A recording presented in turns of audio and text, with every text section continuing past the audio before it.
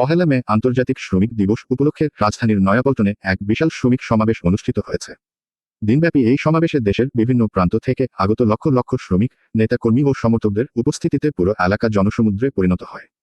শ্রমিকদের অধিকার আদায়, ন্যায্য মজুরি নিশ্চিতকরণ এবং গণতান্ত্রিক অধিকার পুনঃপ্রতিষ্ঠার দাবিতে অনুষ্ঠিত এই সমাবেশ ছিল ব্যাপক উৎসাহ, উদ্দীপনা ও প্রাণচাঞ্চল্যে ভরপুর। সমাবেশে প্রধান অতিথি হিসেবে উপস্থিত ছিলেন প্রধানমন্ত্রী তারেক রহমান। তিনি শ্রমজীবী মানুষের অধিকার রক্ষায় তার অঙ্গীকার পুনর্ব্যক্ত করেন এবং দেশের অর্থনৈতিক অগ্রগতিতে শ্রমিকদের অবদানের কথা গুরুত্বের সঙ্গে তুলে ধরেন। তার বক্তব্যে তিনি বলেন, শ্রমিক শ্রেণীর ন্যায্য অধিকার নিশ্চিত না হলে টেকসই উন্নয়ন সম্ভব নয়।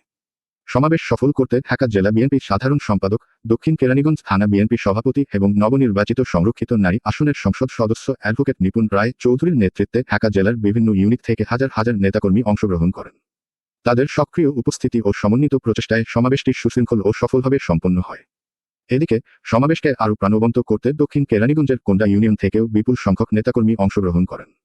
কেরানীগঞ্জ উপজেলা বিএনপি সাবেক যুগ্ম সাধারণ সম্পাদক, কোন্ডা ইউনিয়ন বিএনপি সাবেক সাধারণ সম্পাদক, দক্ষিণ কেরানীগঞ্জ থানা বিএনপি অন্যতম নির্বাহী সদস্য এবং কোন্ডা ইউনিয়ন চেয়ারম্যান পদপ্রার্থী আলহাজ মোহাম্মদ জাকির হোসেনের নেতৃত্বে একটি বিশাল মিছিল সমাবেশস্থলে যোগ দেয়। তাদের উপস্থিতি সমাবেশের সামগ্রিক আয়োজনকে আরও শক্তিশালী ও গতিশীল করে তোলে। সমগ্র সমাবেশ জুড়ে ছিল শ্রমিকদের ন্যায্য দাবি আদায়ের প্রত্যয়, ঐক্যের দৃঢ় প্রকাশ এবং ভবিষ্যৎ আন্দোলন সংগ্রামের বার্তা। নেতৃবৃন্দ আশা প্রকাশ করেন, এই ধরনের বৃহৎ সমাবেশ দেশের শ্রমিক আন্দোলনকে আন্তর্জাতিক মে দিবস, আমরা যদি বলি শ্রম দিবস, প্রায় ১৭ বছর পূর্বে এই দুনিয়ার যত মেহনতি মানুষ ছিল তাদের প্রতি, তাদের শ্রমের প্রতি অমর্যাদাপূর্ণ একটা আচরণ ছিল। সেই শিকাগো শহরে এই শ্রমিকদের দাবির প্রেক্ষাপটে তৎকালীন সেই শিকাগো শহরের শাসক তাই সেই শ্রমিক ভাইদের উপর গুলি চালিয়েছিল এবং তাদের এই ন্যায্য দাবি, তাদের যে শ্রম ঘন্টা আদায়ের জন্য সেই সময় তারা অনেকে শহীদ হয়েছিল।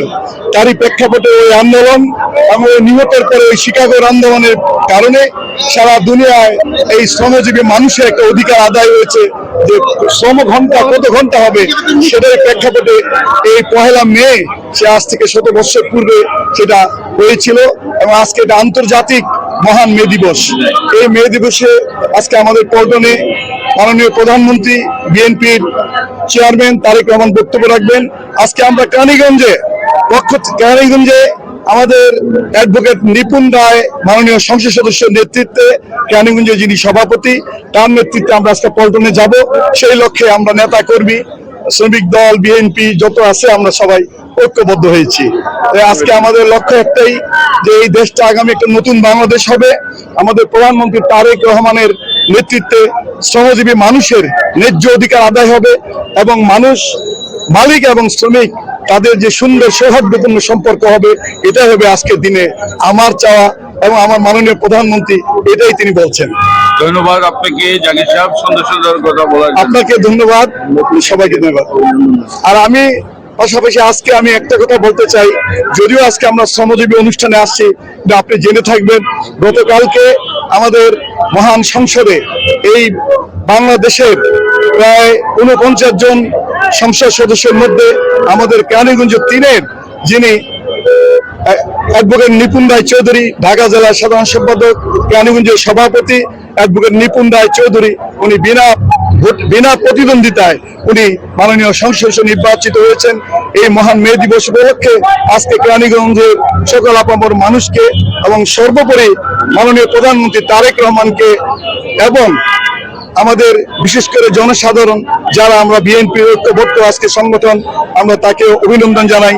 প্রধানমন্ত্রী তারেক রহমানকে আমাদের কেরানীগঞ্জের এই আসন থেকে অ্যাডভোকেট নিপুণ রায় চৌধুরীকে সংসদ সদস্য নির্বাচিত করার জন্য।